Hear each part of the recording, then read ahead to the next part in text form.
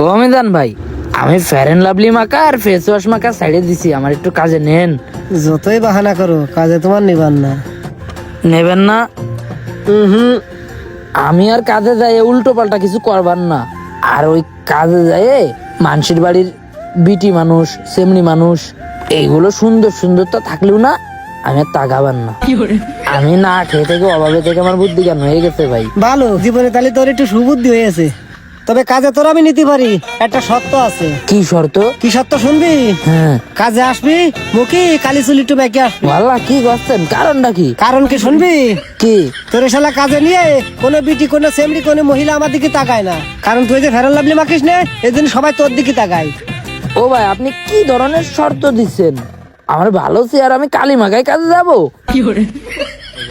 ও ভাই প্লিজ দেখেন, আপনি আমার এত বড় শাস্তি দিয়েন না।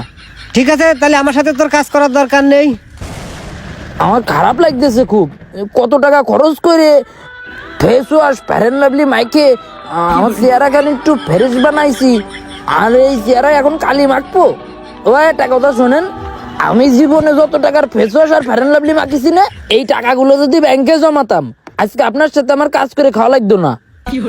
আহারে, শোনার কি বুদ্ধি আছে? এই বুদ্ধিটা তোমার এতদিন কোনে ছিল ও বন্ধু?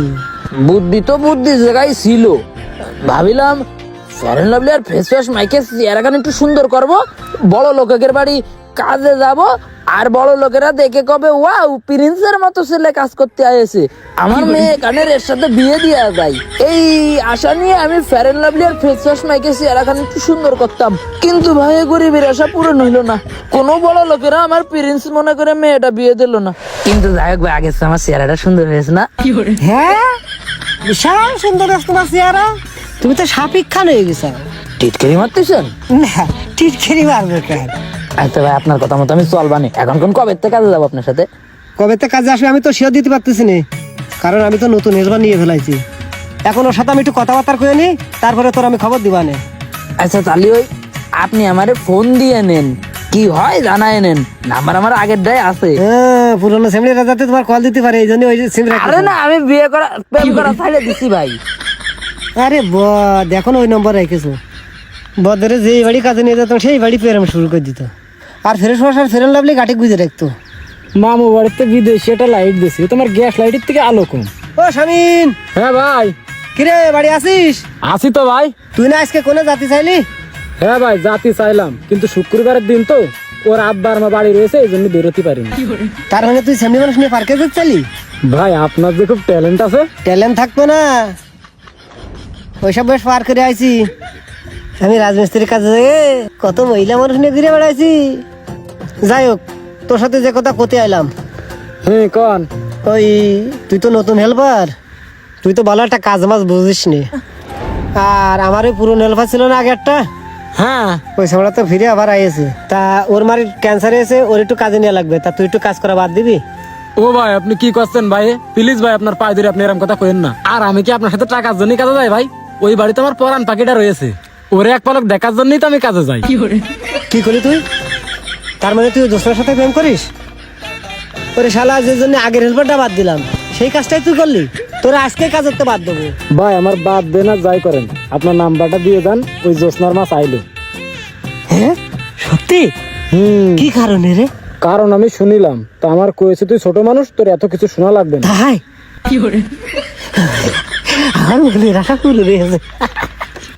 সত্যি এই কথা কে আছে? হ্যাঁ দোস্ত, এবার নাম্বার তো আমার কাছে আছে রে। ঠিক আছে, কালকে তো সকাল সকাল কাজে চলে আসছে নে, বুঝেছিস? আচ্ছা, তার নাম্বার তো আমার কাছে আছে রে, আমি তো ভয়তে ফোন দিতাম না। আজকে তোর কথা শুনে সাহস পেয়ে গেলাম, আজকে আমি কল দিবানি। দিয়েই দেখে নে। তাহলে তুই থাক, কালকে সকাল সকাল চলে আসছে নে। আমার কাজে ভাব দিবা তুমি, করতে আমি জান। হ্যালো, হ্যাঁ বলো। এ তুমি টেনশন করে না, বুঝতে পারিসাও তোমার আব্বা বেকার ছেলের সাথে মেয়ে বিয়ে দেবে না, তাই তো?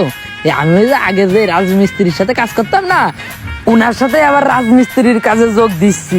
যোগ দেওয়ার পরে আমি তোমার বিয়ে করবানে। রাজমিস্ত্রির সাথে তো আমাকে বিয়ে দিবে না। আরে কোনো সমস্যাই নেই, কেউ জিজ্ঞেস করলি কবা আমি ইঞ্জিনিয়ার, তোমার আব্বা জিজ্ঞেস করলি কবা ছেলে ইঞ্জিনিয়ার। আমি যে রাজমিস্ত্রির কাজ করি তুমি ওইভাবে বুঝবা না, কবা ছেলে ইঞ্জিনিয়ার, বড় বড় বিল্ডিং এর কাজ করে। তুমি কি সত্যি বিল্ডিং এর কাজ করো? হ্যাঁ। আচ্ছা বাবা শুনলে তাইলে বলবো যে তুমি ইঞ্জিনিয়ার। এই শোনো, বলো। আমার ফোনে না মিস কল দিয়া টাকাও নেই, তুমি আমার ফোনে 20টা টাকা ভরে দিবা। আচ্ছা ঠিক আছে, দিচ্ছি।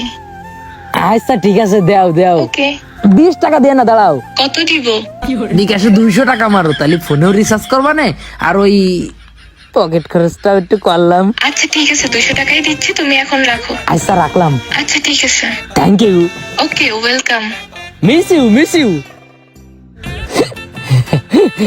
এবার আর দিনারে ফোন দি একটু। হ্যালো। কি অবস্থা? তুমি সারাদিন আমাকে একটা ফোন দাও নাই কেন? এ আমার না জ্বর, প্রচন্ড জ্বর গাই। বলো কি, তোমার জ্বর? হ্যাঁ। তোমার জ্বর, তুমি ওষুধ খাও নাই? ওষুধ খাবো কি করে, কাছে 1টা টাকা নেই। তুমি তো জানো 6 মাস ধরে আমি বেকার, এই জন্য ওষুধ খাতে পারতেছি না। আজকে যদি কেউ ভালোবাসার লোক থাকতো আমার ঠিকই ওষুধ কিনে দিত। আরে পাগল, আমি তো তোমার ভালোবাসার মানুষ, তুমি আমারে কইতা। তোমারে কইনি লজ যাই, তুমি মেয়ে মানুষ, তুমি টাকা পয়সা কনে পাবা? আচ্ছা এত নাটক বাদ দাও, এখন কি আমি টাকা দিব? দেও, যদি টাকা থাকে 500 দেও। আচ্ছা ঠিক আছে, তাহলে তোমার বিকাশে আমি টাকা দিচ্ছি। দিচ্ছাও? হ্যাঁ দিচ্ছি, তুমি দ্রুত ফার্মেসিতে যেয়ে ওষুধ নাও। আচ্ছা ঠিক আছে। আল্লাহ, আর কথা কইবা? এ আমার কথা কথি খুব কষ্ট হচ্ছে, তাহলে পাঠাও টাকাটা, আমি বিকেলে ফোন দিবানে। আচ্ছা ঠিক আছে, তাহলে আমি এখনই দিচ্ছি। আচ্ছা।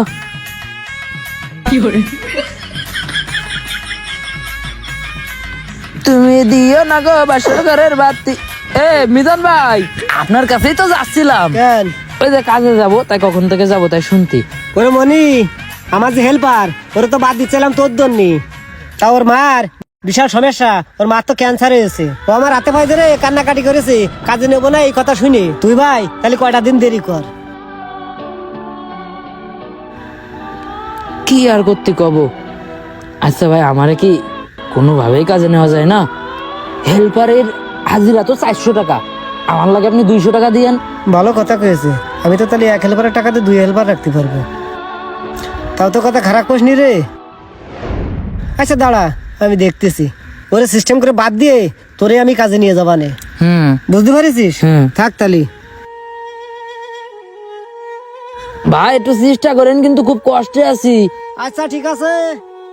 দুনিয়ার অধিকাংশ মানুষই মিথ্যার উপরে ভাসতেছে। 9-6-6-9 করেই অধিকাংশ মানুষ তাদের প্রতিদিনের জীবন পার করতেছে।